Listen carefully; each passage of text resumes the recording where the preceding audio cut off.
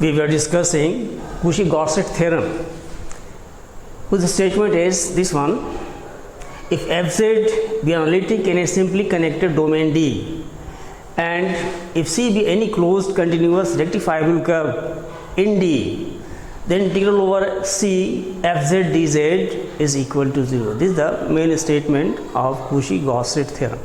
In order to prove Cauchy-Gosset theorem, we require the help of a lemma that is called Gosset lemma. Its statement is: if fz be analytic within and on a closed contour C, then for every epsilon greater than 0, it is always possible to divide the region within C into a finite number n of squares and partial squares whose boundaries are denoted by Si, I equal to 1, 2, 3 up to n, such that there exists a point Zi within each Si, such that mod of fz minus fzi upon z minus zi minus f dash zi is less than epsilon, which was inequality number 1.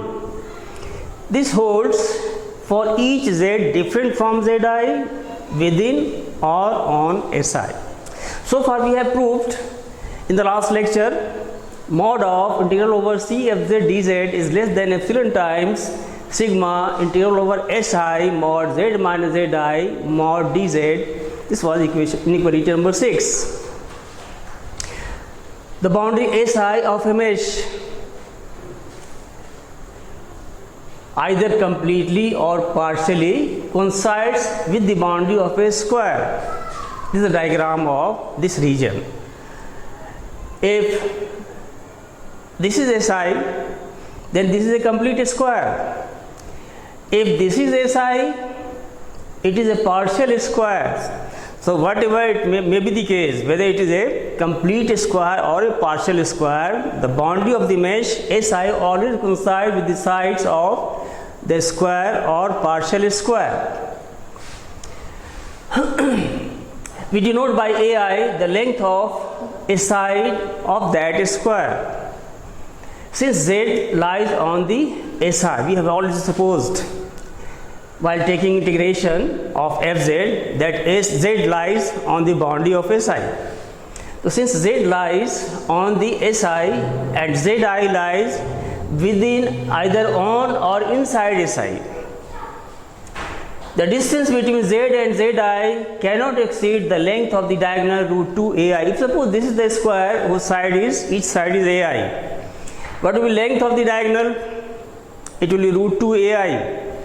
So whenever we take any 2 points, suppose z and zi within this square, the distance between z and zi will always be less than the length of the diagonal of this square.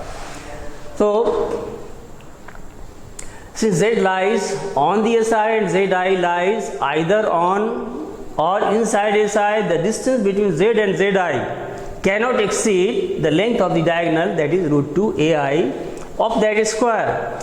So we have mod z minus zi less than root 2 Ai. This is the distance between z and zi. So this will be always less than root 2 Ai. Hence integral over Si mod z minus zi mod dz. Now we are substituting the value of mod z minus zi. So naturally this is less than root 2 Ai, so this will be less than equal to root 2 Ai times integral over Si mod dz. Suppose it inequality number 7.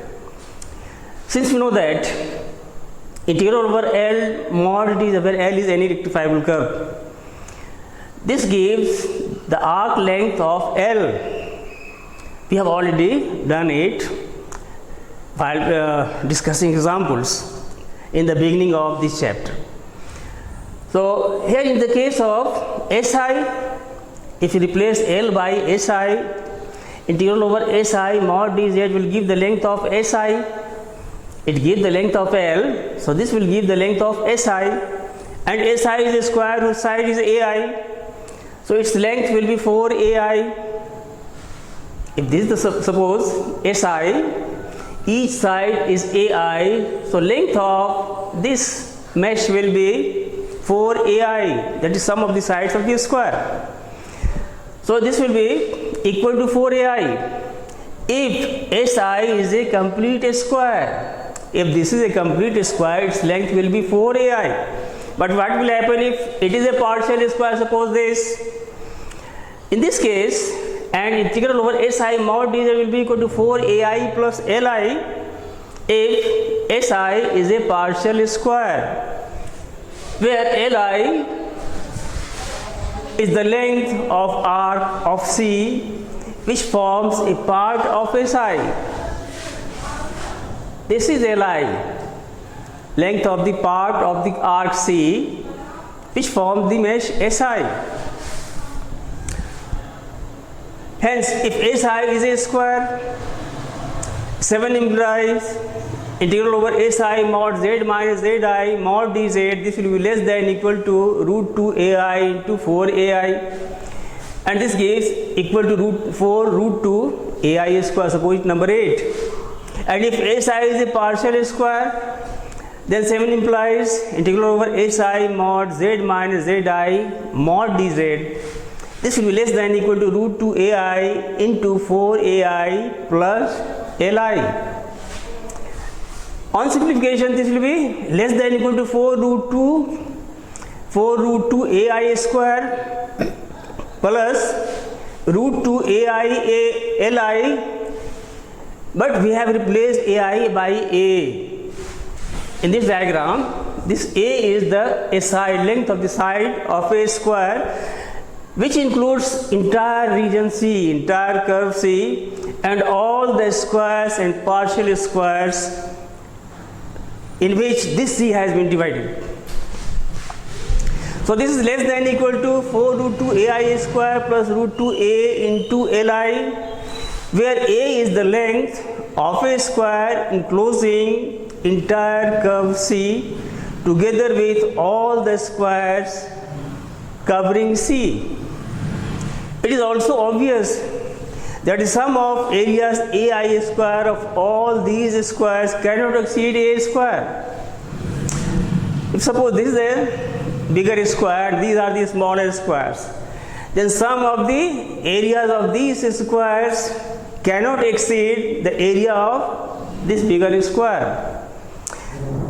Hence, if L denotes the length of C, this entire length C, L is the length of this C, then from 6, 8 and 9, from 6, 8 and 9, we can write mod of integral over C f z dz, this is 6, inequality term number 6, mod of integral over C f z dz, which is less than epsilon times sigma integral over SI mod z minus zi mod dz. So this will reduce to epsilon times sigma 4 root 2 ai square plus root 2 a li. On taking summation, we can write it, this is less than equal to epsilon times 4 root 2 a square. Sigma ai square has been replaced by simply a square, the area of this larger square, plus root 2a, where li has been replaced by l, which gives the entire length of this r closed curve C. And this is equal to epsilon into k, where k is a constant, this is a constant. Since epsilon is arbitrary, epsilon is a small positive number which is smaller than every positive number, so in particular we may take epsilon equal to 0. So 10 implies, this is 10 implies integral over C f z dz is equal to 0, hence the theorem.